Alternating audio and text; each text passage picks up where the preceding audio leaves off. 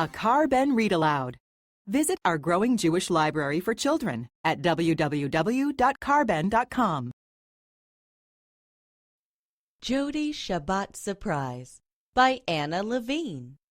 Illustrated by Senia Topaz. Car-Ben Publishing. Jodie dreamed of being a famous archaeologist just like her dad. She wanted to uncover treasures hidden deep inside the earth. She was sure her dog Digger did too. "Find Dad's slippers," said Jodie. Digger barked and ran off. "No, Digger, not Dad's lucky hat. Find Eli's baseball." She tried again. Digger came back with her brother's smelly baseball socks. "You'll never be a famous archaeologist with Digger as your helper," said Eli. "He's hopeless, and he needs a walk," said her mom. Digger brought Jodie his leash. "Be home in time for Shabbat. And while you're out, try to think of something new we can get for your father's birthday next week." Jodie and Digger headed over to Porcupine Park. Friday afternoons, the park was full of walkers and bikers. Taking off Digger's leash, Jodie let him run free while she sat in her favorite spot to think. She wanted to find the perfect gift for her dad, but she couldn't think of anything. A new hat? He liked his old one. A new flashlight? But his favorite one still worked. "Digger!" Jodie called. "Time to go home. Where are you?" It was getting close to Shabbat. Bikers were getting on their bikes. Walkers were heading home. Even the wind had stopped. It became quiet. Everyone was going home to where it was safe and warm and smelled of freshly baked challah and the promise of a tasty Shabbat dinner. Suddenly, Jodie felt alone. Just then, Jodie heard a yelp. "Digger?" She parted the shrubs beside her and saw a hole in the ground. She poked her head inside. "Over here, Digger." She shimmied her shoulders farther in, closer, but not close enough.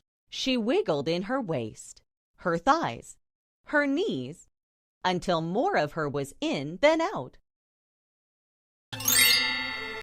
"I almost have you, Dig." Tumbling, turning, somersaulting, Jodie fell into the rock-lined pit and landed with a kerplunk. "Ouch," she said. Digger jumped up and gave her a big wet kiss. Fortunately, famous archaeologists never go anywhere without their flashlights, thought Jodie, because it looks like there's something here besides dirt. Too bad we didn't bring our tools. Digger grabbed the toe of Jodie's shoe and tugged. Of course, Jodie pulled off her shoe and took off her sock. "We can use my sock to brush away the dirt without ruining the surface." "Good thinking, partner." "Wow! Look at these stones and the shape of the hole. I can't wait to ask Dad what this is all about."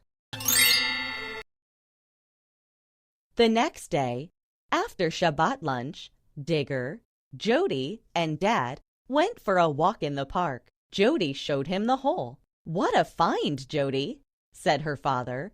"This is a wine press. Back in the days of the Bible, the pickers would squish the grapes by stomping on them. The juice would run over the stones, leaving behind the seeds and pulp. Then it flowed into the pool, where it was collected and put into jars."